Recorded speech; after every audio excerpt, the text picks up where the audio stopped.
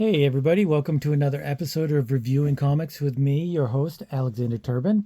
This week we're going to be reviewing Circus World, a 1989 comic from Hammac Publications, a comic book publisher that was in my home state and near my hometown. And so we're going through another issue of Hammac Comics. But before we get into that, I'd like to show you some of my own stuff. This is Random Access. I produce a 12-page, full-size, full-color comic for my patrons. You can get that at patreon.com/Alexander Turbin, and it's only $3. But you also get the comic, and you also get a sticker for every month. And you can also get these at alexanderturbin.com, and you can also check me out on Instagram at alexturbin04401 at instagram.com. And yeah, and here's some of the work that I've done for Random Access. And yeah, so there you go. If you guys would support that, I would really appreciate it. It would help the channel, it would help my art, and it would help the entire universe. But so Circus World. A few weeks ago, I was showing pictures of Circus World on Instagram and kind of getting everybody's feel for whether or not it was a power comic or not. The cover really makes it look like it is super power comics, and Hammac, for the most part, did power comics. The Lance Stanton and stuff like that. I think they did the Lance Stanton. And so a majority of their comics are power comics. And I've really been hesitant to go over, once again, saying power comics, but I guess I'll say it one more time. I've been hesitant to go over those comics since Power Comics, the channel, really did a much better job than I could.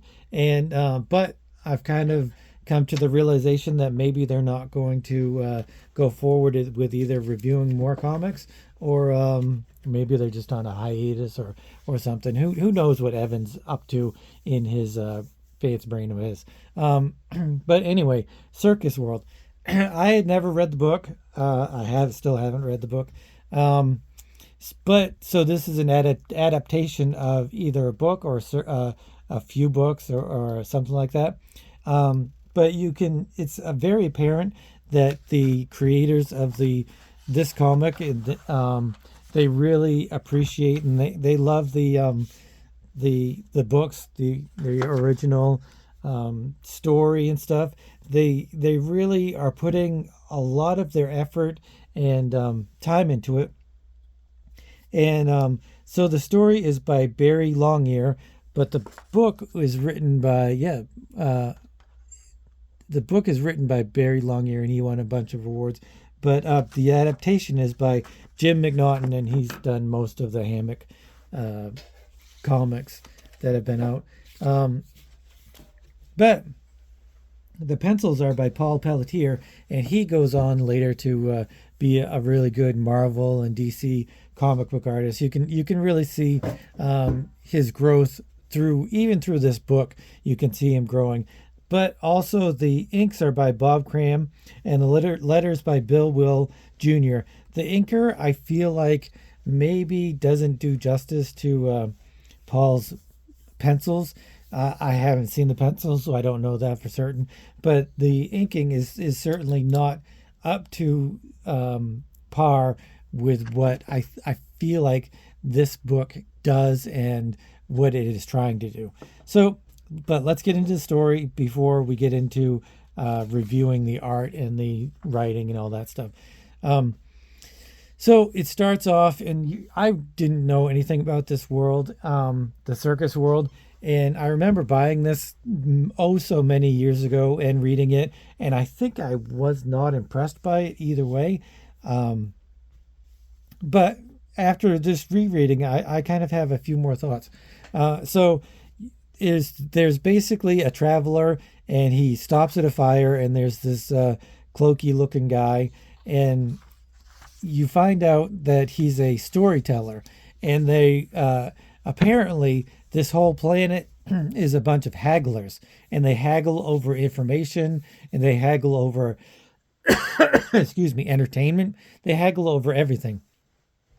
So the traveler is bargaining with this news teller, and that's basically everybody has a certain job that they have, whether it's an entertainer, a news teller, or a magician, or a uh, whatever it is. There's all these different weird uh, abilities slash jobs that these people have, and they all haggle over how much they will pay you to produce your entertainment or whatever it is. It's really just a huge entertainment industry complex. It's like, I would say it's kind of like a huge um, how would you say, Facebook, kind of thing. Social media. It's like a huge social media, only instead of the tech, you've got each other talking to each other.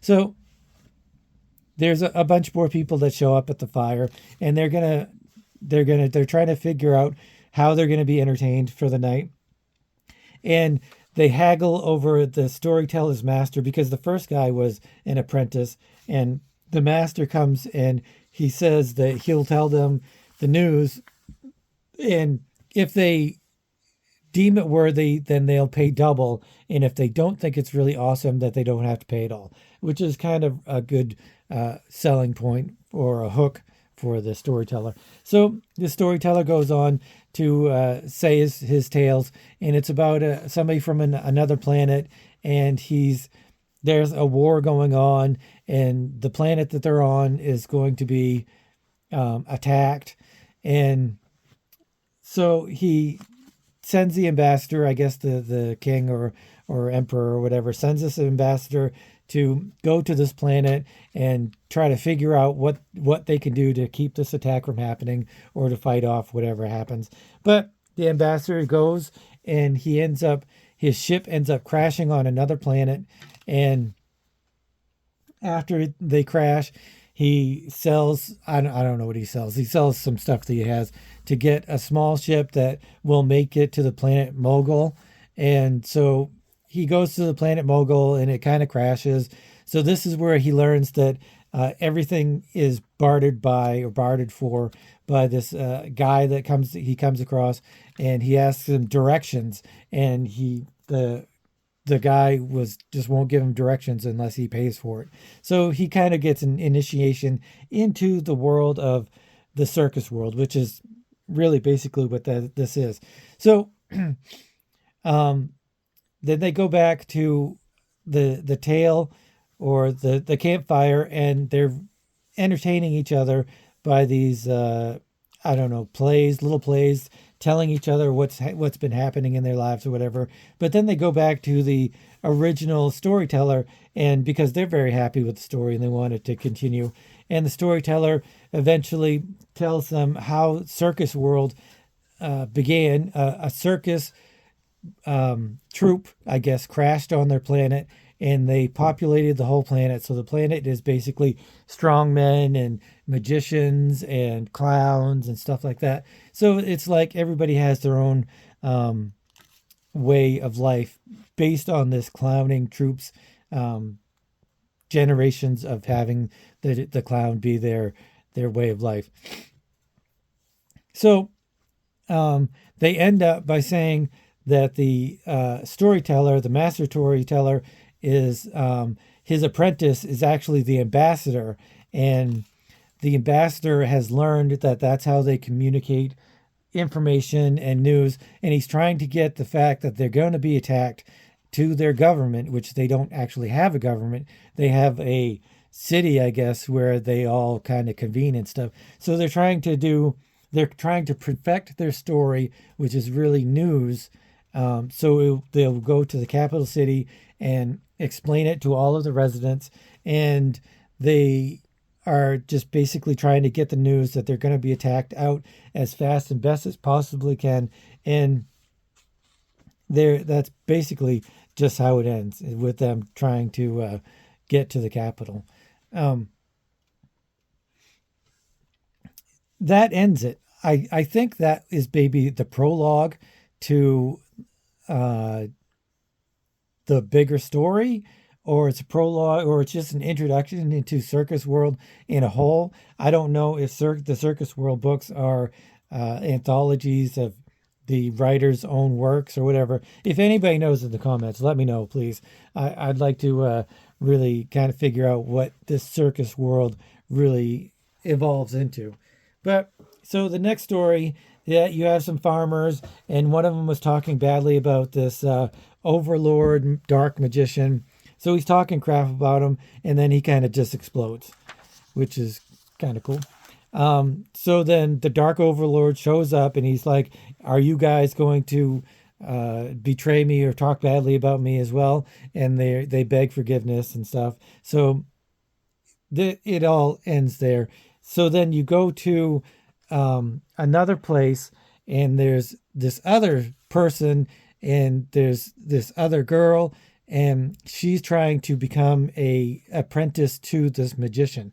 And apparently the magicians are not really magic. They don't have any magic powers. They're just illusionists and magicians, like sideshow magicians or whatever, with card tricks and stuff like that. But it's a little bit more intense than that, because everyone thinks that they really can do magic, but they really can't. So it's kind of a whole thing. So they go through, and she becomes his apprentice. They haggle about how she's going to become his apprentice. She's already been a fortune teller's apprentice, and her name is Crystal, and his name is Fix. And so they finally figure it out that she will be his apprentice.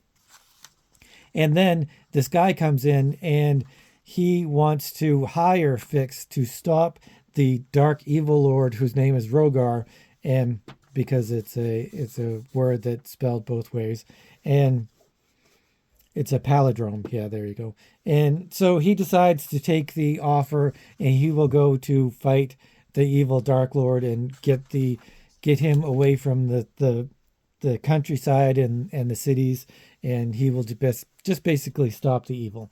So they are about to take off and to go to wherever, and they stop for the evening, and he is going to Fix is going to teach Crystal some magic because she's now his apprentice. So he kind of just shows her kind of a funky little trick with a feather. He's like, "Move it with your mind," and she says she can't. But then he has her rub it on her face and stuff, which is of course static electricity, and it floats because of that, not because her mind is anything. That's just like the illusions that he's using. So they go through the countryside looking for clues to where Rogar is, and they stop by Fix's old master, and he's all worked up that Crystal is now Fix's apprentice, because a woman shouldn't be apprenticed for a magician.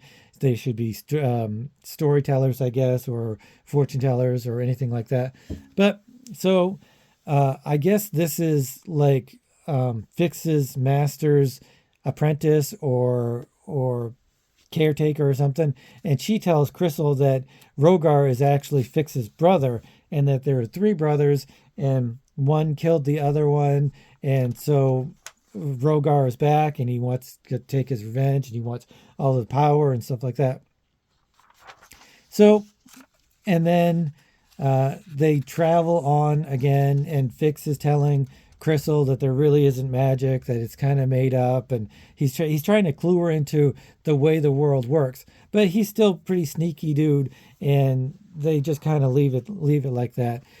They make it to a town, and there are these people that are afraid of Rogar, so they're trying to do his bidding, and they ran away because they're afraid of Fix too. So I guess everybody is just afraid of every kind of non-scientific magical thing, and they're all believers.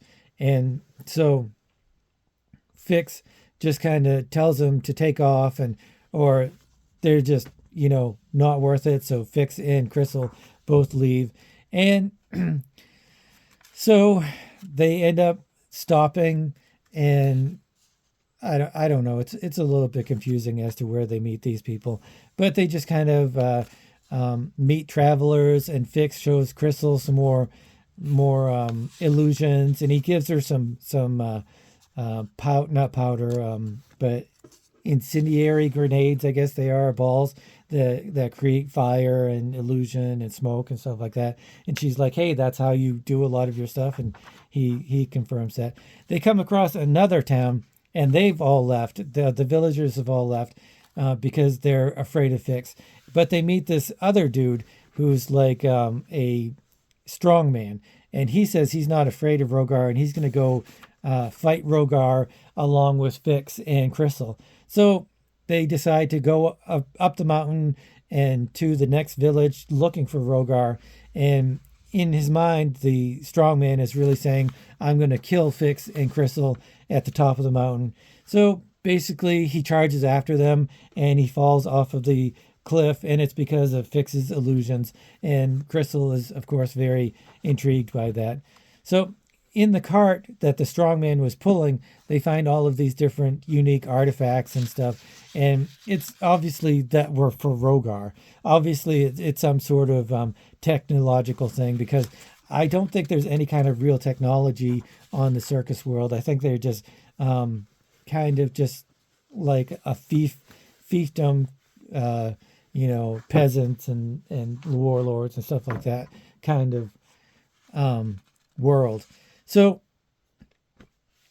they go on again, and they're discovering more and more about Rogar, and they go on to the next village. So I guess they're going from village to village looking for Rogar, and he's always using his cane to trip up whoever it is that he's talking to that he doesn't like, and he kind of gives him a smack with it every once in a while. He's pretty tough old man, because I guess he's supposed to be really old.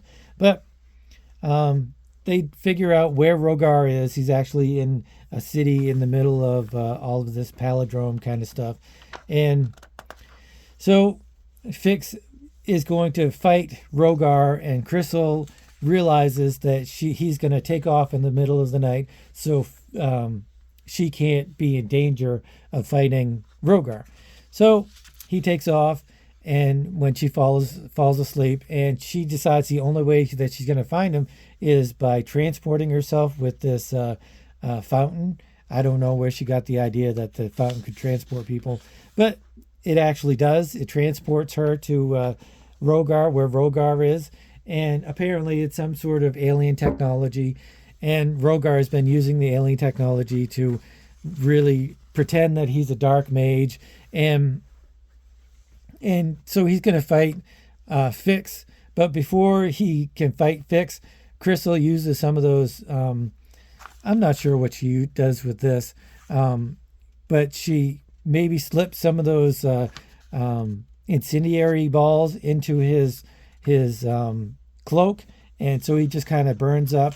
And Fix and Crystal, because apparently Fix had found her, so Fix and Crystal both kind of just decide that there's more adventures to happen, so they take off. And the final page is some sort of weird spiritual astral projection kind of thing.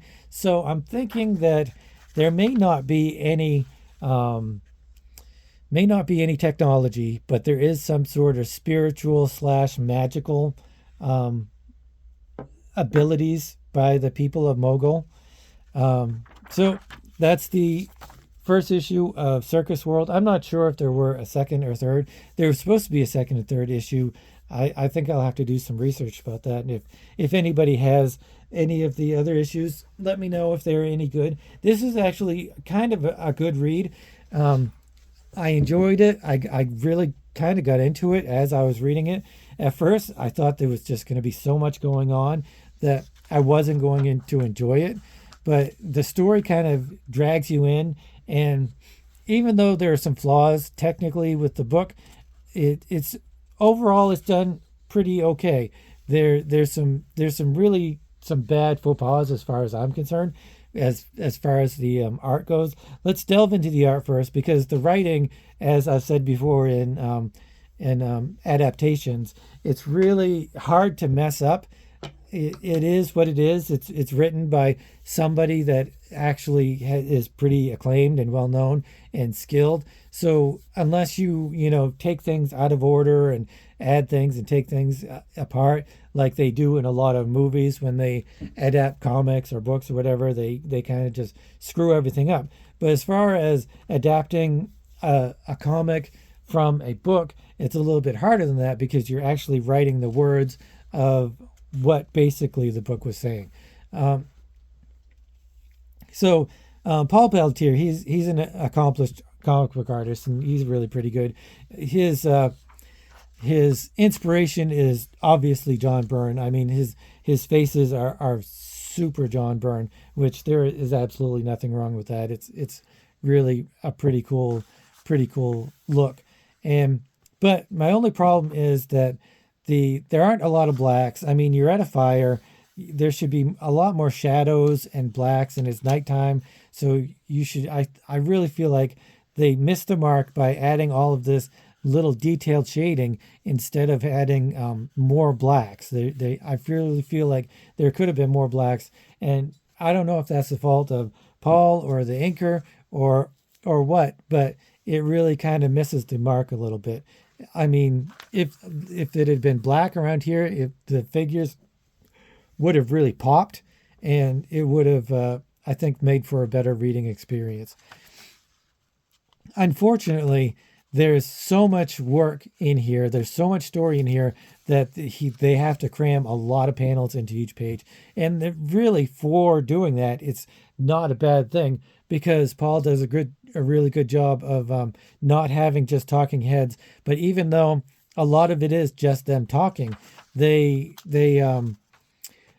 does it in a dynamic, a different way, so it's not boring at all. Some of the things that you really can tell, it's why somebody would think it's a power comic is that Paul Pelletier is learning his craft, and everything is not perfect. You're going to have panels where things just aren't really that great, or you're going to have things in your art that really don't translate like that well, like right there. I mean, he's kicking a stone or something, and or walking, and it just does not. It's a fail, but that's okay because some of his other panels are truly spectacular. So it kind of evens out, and he's learning and he's getting better every panel, every page. He's getting better and better, which was why he becomes a professional Marvel and DC artist. The only real problem I have, and I don't know if it's his fault, is these arrows. I had to reread a lot of these pages because they are backwards. The panels are backwards and a discombobulated order. So that, I mean, when you need to use the arrows, like where do you start? You go here, here, here, here. I'm not entirely sure if that's the way I was supposed to read it. But then, I mean, everybody knows how critical I am about the arrows in comics. But then he does it there's another one.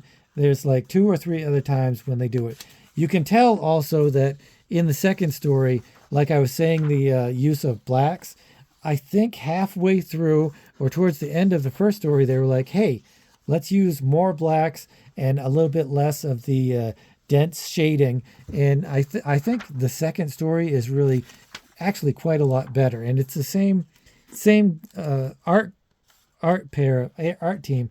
So it's just them growing together as artists together, especially the inker, I think, is realizing how to do inking and that you don't need to do all of these little scritchies. You can, black it out, and it's much more pleasant for the eye to read.